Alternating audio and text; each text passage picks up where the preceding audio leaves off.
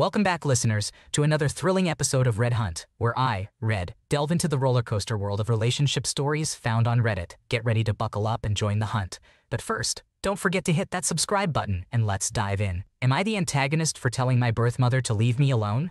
I, a 23-year-old female, am adopted. Both my parents were severe addicts, and my birth mother was given multiple chances by Child Protective Services, CPS, to get clean so that my sister, 20 years old, female, and I wouldn't be taken away. My experience in the foster care system was horrific. In one foster home, they shaved my head, and in another, I experienced sexual assault, SADR. Thankfully, my sister and I were eventually adopted by a wonderful couple. Over the years, our birth parents would send letters and gifts to us through CPS, but they eventually stopped doing so. My sister and I didn't really care much about it. My sister only met our birth mom once when she was born, as she was taken away immediately to join me in a foster home. On the other hand, I have vivid memories of my birth parents, and I remember them not being great parents. When I turned 18, I reached out to my half-sisters, 29 years old, 31 years old, and 18 years old, from both my birth dad's side and my mom's side. I have become very close to them and their children. Unfortunately, I discovered that my birth dad had passed away a few months before I turned 18, while my birth mom is still struggling with addiction. Due to this, I made the decision not to reach out to my birth mom. Thankfully, my sister and I changed our names when we were adopted, and my half-sisters promised not to disclose anything to my birth mom. About 2 weeks ago, I received a message from my birth mom on Facebook. I was immediately angry because it meant that one of my half-sisters had betrayed my trust and revealed my new name and other details to her. My birth mom sent me a long text expressing her hurt for not reaching out to her when I turned 18. She claimed that CPS had lied to me and that she had changed, but it was too late as my sister and I had already been adopted. She even went as far as to insult the social worker. In response, I told her that it is not her place to contact me, and I didn't appreciate her suddenly reaching out without apologizing for losing us in the first place. She proceeded to send me multiple paragraphs, blaming CPS and criticizing me for not wanting a relationship with her. I reminded her that before I entered the foster care system, she had 3 opportunities to get clean, which she failed to do. I stated that it was not CPS's fault but her own, and I demanded an apology from her before she tried blaming others. She continues to tell me that her other 2 daughters want her in their lives and accuses me of being cruel. I advised her to appreciate and focus on the love from her 2 daughters instead of bothering my other sister and me. Now her other 2 daughters are upset with me, labeling me as a terrible person. However, my half-sister from my birth dad's side supports me,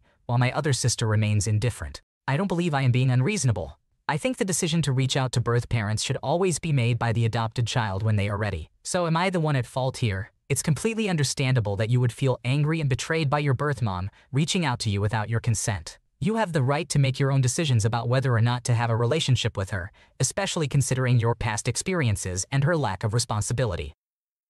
Am I the antagonist my sister-in-law thinks I wanted to purposely outshine her at her wedding? This incident happened at my husband's sister's wedding last week.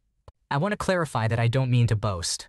Throughout my life, I have been regarded as physically attractive, and people have often commented on this. While it has its advantages, there are also drawbacks. In school, I faced difficulties because people either focused solely on my appearance or assumed that everything I did was meant to overshadow them. It seemed to be a common issue among girls, which might contribute to the situation I am about to describe. So, here's what happened. My husband and I received an invitation to his sister's wedding, which took place at a lavish venue. It was a truly beautiful event, so I decided to dress up a bit. As a point of context, I had given birth to a baby 3 months before this, and I opted to wear a dress with a low neckline. While my husband's sister and her husband were busy catching up with friends, some family members approached me and complimented my outfit. As usual, they made the obligatory comment about how good I looked because I had shed most of my baby weight. You know how people love to talk about that. Another incident occurred because we didn't bring our baby with us to the wedding. A close friend of ours who lives nearby agreed to babysit. Since our baby exclusively breastfeeds, she had to drive him to me twice so I could feed him. The first time was during the speeches, so I went out to the car, breastfed him, and she left. The second time, some people wanted to see the baby, so we went outside, due to the music, and a few of our family members came to greet my baby. However, things took an unpleasant turn when my other sister-in-law posted photos of the wedding. One of the photos was of me and her, with the caption "with the prettiest doll," which she sometimes calls me. My sister-in-law considered this to be a mean-spirited remark. She posted on Instagram, expressing her frustration that certain individuals always strive to outshine others and steal the spotlight, even on special occasions. When I saw this, I texted her asking if everything was all right. She didn't respond that day, but the following day she replied, accusing me of being oblivious to my actions and claiming that the post was about me. I was taken aback and asked for clarification. She explained that the post was in response to people posting and commenting about how pretty I looked at her wedding, how lucky my husband is, and how adorable my baby is. I told her that I failed to see how those comments have anything to do with me personally. She insisted that I intentionally tried to overshadow her by looking more attractive and having people gush over my baby. Therefore, I suspect that this may be a case of female competition, as I have witnessed similar situations in the past. It would not surprise me if she believed that my choice to dress up or lose weight was done explicitly to harm her, as I have faced such assumptions before. However, I don't want to be too harsh, and I am willing to give her the benefit of the doubt, as I could be misunderstanding the situation. Your sister-in-law really seems to have taken your presence at her wedding personally. It sounds like she saw your outfit and the attention you were getting as a threat, which seems pretty insecure on her part. But it's good that you're open to giving her the benefit of the doubt and trying to understand her perspective.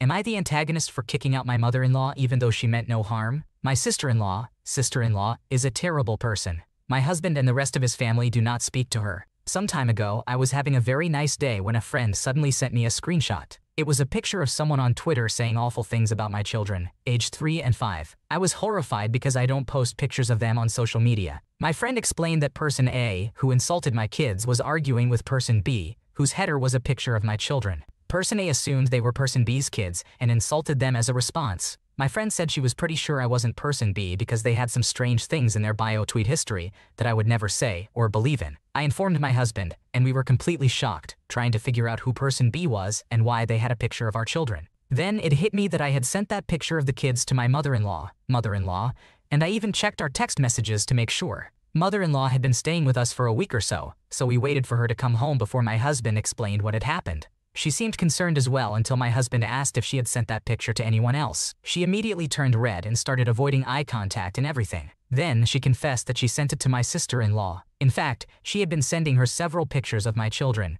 I can't even hide my anger. It made a lot of sense too, because after looking through person B's account, they sounded just like my sister-in-law. Mother-in-law apologized and said she was just trying to make her daughter feel less isolated. But I was furious. I told my mother-in-law that all I'm hearing from her is utter nonsense, and she doesn't have to worry about her poor daughter being isolated because she can leave and live with her. Mother-in-law immediately started apologizing and said she didn't think sister-in-law would save the pictures. She promised to never do it again, and even deleted the pictures of my children from her phone. I couldn't bring myself to care. The next day as she was leaving, she said I was being too harsh. I told her to stop talking to me. My husband fully supports me on this, but he's busy dealing with his sister and making sure she changes her Twitter header. It turned out to be her. I can't even explain the level of anger I still feel, but mother-in-law did seem genuinely apologetic. Even my father-in-law, her ex-husband, reached out to me and acknowledged my anger as valid. However, he said I shouldn't kick her out because I've put her in a tough spot, especially since she had no bad intentions. I'm worried that my anger is clouding my judgment and my husband's, so I'm just wondering, am I the asshole? Not the antagonist. Your anger is completely justified considering your mother-in-law's disregard for your boundaries and privacy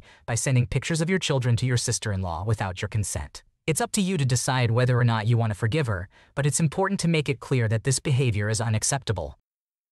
Am I the antagonist for not letting my siblings and their family stay over at my house when they come to visit? So, my family, wife and 2 kids, ages 8 and 10, and I live in our hometown. I have 3 siblings. One is married with 3 kids, another is divorced with 3 kids, and the third is nearly 50 and has a boyfriend. Since we live where we grew up, they often come to visit for various reasons, but rarely to see us specifically. Our house doesn't have a guest room, so whenever they stay over, everyone sleeps on the big couch in the TV room in the basement. As you can imagine, having up to 5 people sleeping in one room creates quite a mess. Additionally, with everyone gathered in one of the main living areas, we don't get much alone time and have to be on our best behavior while they're here. For many years, we simply accepted this as part of being locals, but things changed last year. My sister with a boyfriend stayed at a cousin's house, while my divorced brother with 3 kids stayed at our place. During his visit, my brother left his kids with my wife and me for the evening and went out with my sister. They both came home drunk at 2:30 in the morning, giggling outside our room. Before we knew it, my sister, who was over 250 pounds, crawled into bed where my wife and I were sleeping,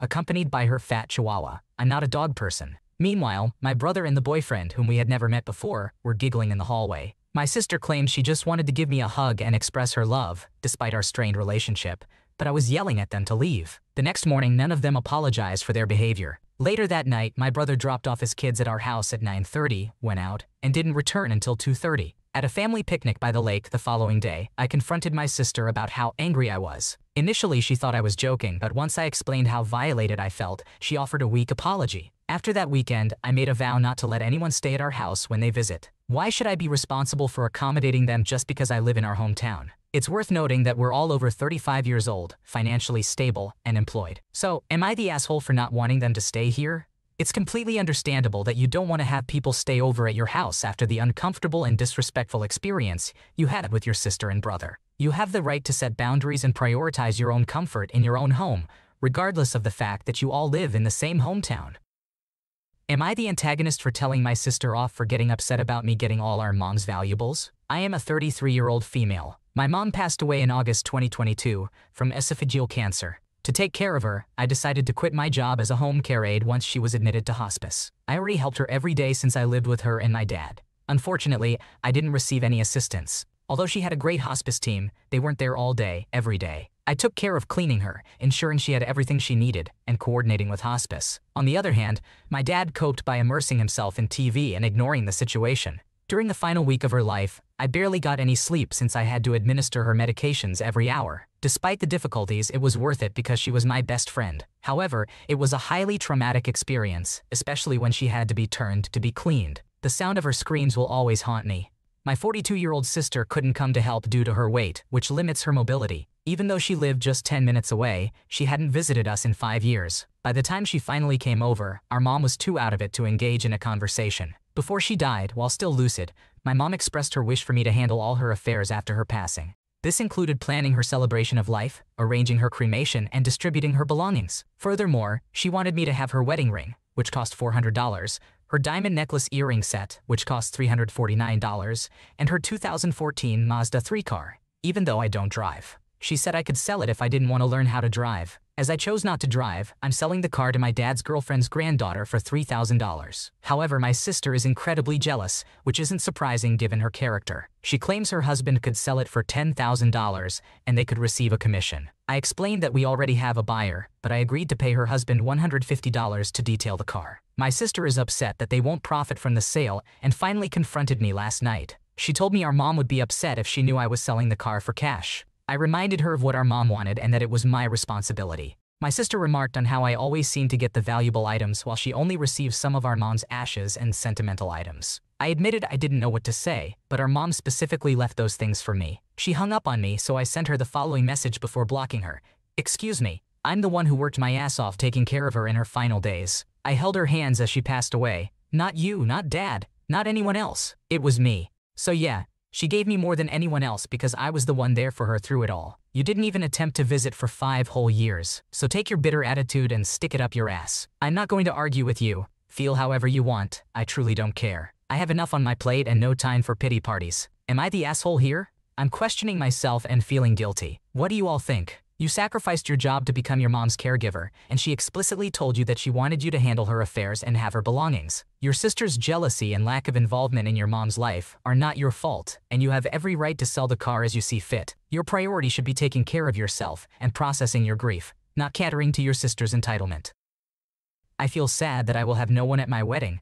My partner and I are getting married next year. We've been together for 7 years. We are so excited and want to make it as pleasantly memorable as possible. It's both our first, and hopefully only, time getting married and planning. As we started to plan, he asked me who I wanted to invite. I just instantly felt down, because I have no family or friends. He's been to several of his best friends' weddings as a groomsman, and he's excited to share his with them as they are a significant part of his life. They've known each other since middle school. He moved to the US from Hong Kong and didn't know any English when he first came, and this group of friends took him under their wings, and they've been inseparable since. They're more like brothers than friends. He wants his family there too. I love them and don't mind. His dad is dying of cancer and will likely won't make it to the wedding. Fiancé hates that he will miss such a huge milestone in his life, so it's important to him to have his friends and family there. He wants a best man, groomsman, etc. Meanwhile, I have no one that I could even ask to be my let alone bridesmaids. He was even mentioning rehearsal dinner, which to me is just another gathering with his friends and family. I'm not sure how to proceed with the planning now. It's not his fault I'm an orphan or have no friends,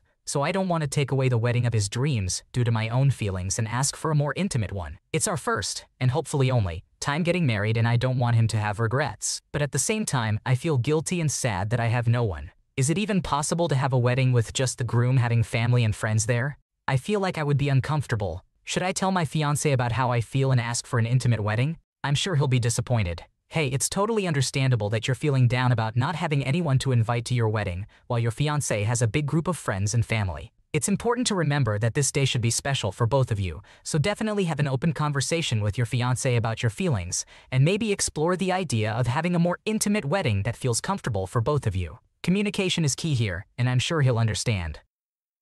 Thanks for watching. When you subscribe, make sure to hit the bell to turn on notifications so you never miss a video. To finish listening to all the stories, check out the playlist in the description.